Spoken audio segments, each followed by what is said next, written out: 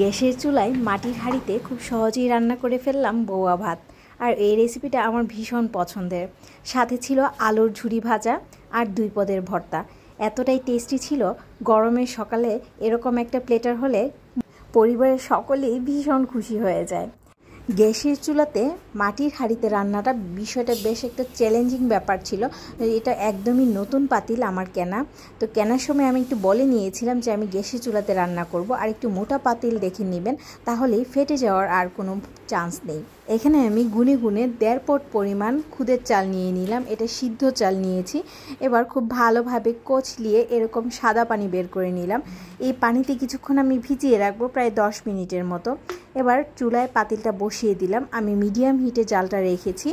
প্রথমেই আস্তে আস্তে করে জাল দিয়ে পাতিলটা কিছুক্ষণ জ্বালিয়ে নেবেন, তাহলে খুব ভালো সুন্দর একটা গন্ধ চলে আসে। এখানে আমি প্রথমেই সরিষার তেল দিয়ে দিলাম। তেলটা যখন খুব ভালোভাবে গরম হয়ে গেছে, তাতে দিয়ে দিলাম 1/2 কাপ পরিমাণ পেঁয়াজ কুচি, 6 থেকে 7টা কাঁচামরিচের ফালি, আর দিব পরিমাণ মতো লবণ। পেঁয়াজটা যখন নরম হয়ে আসবে, তাতে দিয়ে দিলাম 1 টেবিল চামচ করে রসুন বাটা, আদা বাটা, আর 1 চিমটি পরিমাণ হলুদের গুঁড়ো।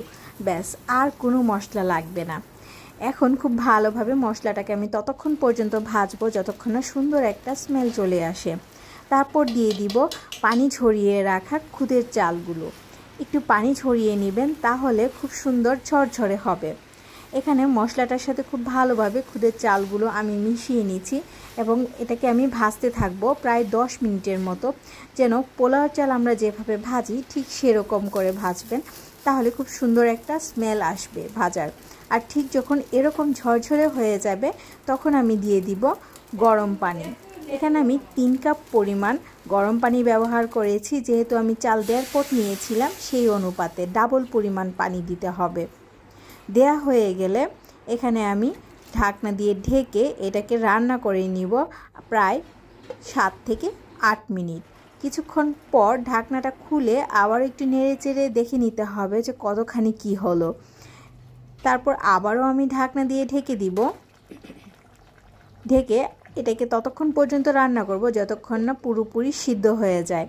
দেখুন, আমার চালগুলো কিন্তু একদম সিদ্ধ হয়ে গেছে। এখন জালটা কমিয়ে এটাকে আমি দমে রেখে দিব ঢাকনা দিয়ে ঢেকে।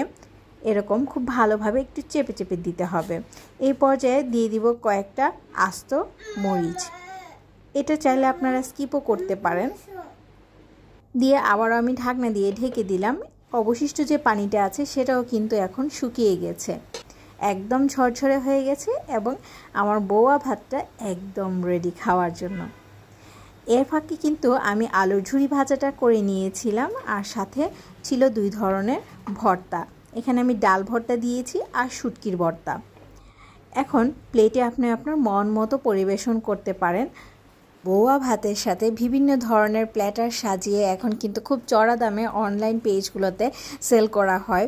আর সেগুলো খেতে কেমন হয় জানি না, তবে আমার যখন খেতে ইচ্ছে করে, খুব সহজেই ঝটপট কম সময়ে বাসায় এভাবে তৈরি করে ফেলতে পারবেন আপনারাও। আশা করি আজকের রেসিপিটা অনেক বেশি ভালো লেগেছে। ভালো লাগলে অবশ্যই শেয়ার করে নিজের টাইমলাইনে রেখে দিবেন। এই প্লেটারগুলো আপনারা রেস্টুরেন্টগুলোতে খেলেও কমপক্ষে হলেও 250 থেকে 300 টাকা নেবে এক একটা প্লেটার। সবাই অনেক বেশি ভালো থাকবেন। আল্লাহ হাফেজ।